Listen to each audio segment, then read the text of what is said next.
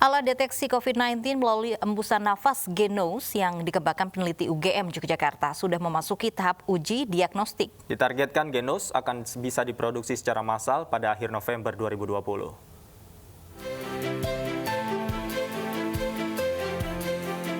Tim peneliti Universitas Gadjah Mada Yogyakarta kini tengah menguji diagnostik alat deteksi COVID-19 melalui embusan nafas yang dinamai Genos. Alat ini kini tengah diuji di 9 rumah sakit di Yogyakarta. Tim juga telah memaparkan alat dan perkembangan penelitian kepada Gubernur DIY Sri Sultan Hamengkubuwono X sekaligus meminta restu dan dukungan. Sultan juga berkesempatan menjajal alat produksi peneliti UGM ini.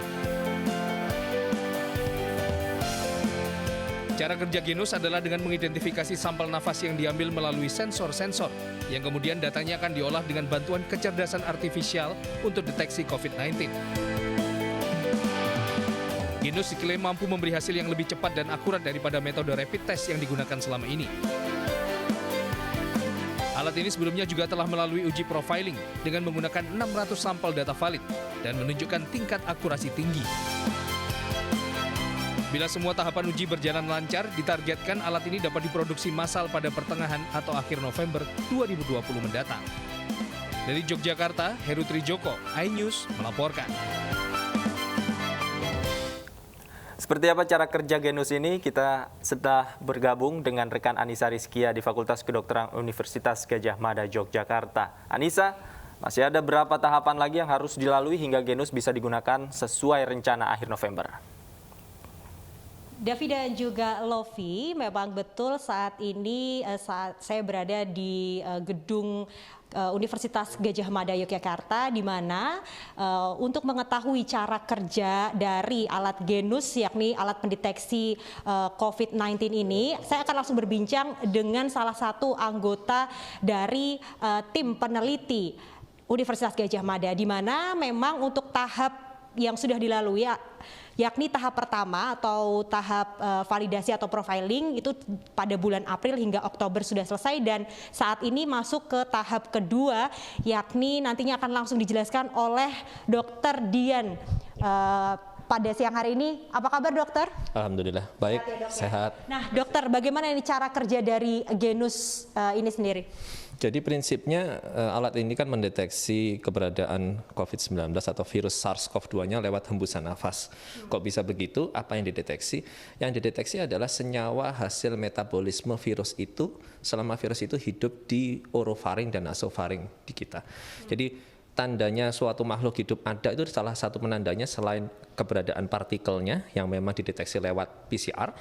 Maka yang kedua adalah kita bisa mendeteksi lewat keberadaan hasil metabolismenya. Nah, itu yang kita sebut senyawa VOC atau volatile organic compound.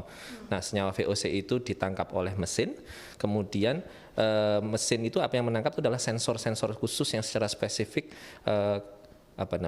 kapasitas listriknya atau arus listriknya itu berubah setelah menangkap hasil metabolisme VOC itu. Nah, hasil pola dari senyawa VOC itu yang dipetakan lewat sensor itu, yang ditangkap polanya secara spesifik menggambarkan keberadaan virus SARS-CoV-2 yang ada di faring dari pasien itu. Gitu kira-kira secara mudahnya. Nah, untuk mendapatkan hasilnya itu berapa lama, dok? Kita misalnya setelah melakukan uji tesnya seperti itu, keluar negatif atau positifnya pasien tersebut dari COVID-19? Waktu validasi kami dulu masih 10 menit. Sekarang alhamdulillah sudah makin cepat, terakhir 8 menit, dan sekarang saat ini alhamdulillah bisa di bawah 2 menit.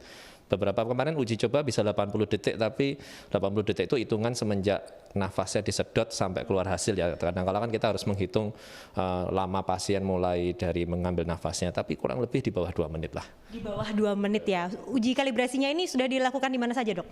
Kalau uji kalibrasi kemarin di Rumah Sakit Bayangkara, Polda DIY, sama satu lagi di Rumah Sakit Lapangan Khusus COVID Bantul di DIY. Nah, itu uji kalibrasinya. Tapi nanti kalau uji diagnostik, insya Allah di 9 rumah sakit, termasuk yang utama Rumah Sakit Sarjito, kemudian Rumah Sakit Akademik UGM, 2 rumah sakit yang pertama awal juga ikut di uji diagnostik lagi, kemudian Harjo Lukito RSPAU, setelah itu Rumah Sakit Tentara Sutarto, Jogja sama Magelang, kemudian Rumah Sakit Bayangkara tingkat 1 di Jakarta, kemudian nanti ada Rumah Sakit Saiful Anwar di Malang, sama beberapa ada lagi yang juga ingin mengajukan, tapi nanti kita lihat jumlah mesin kita cukup apa enggak dulu. Begitu.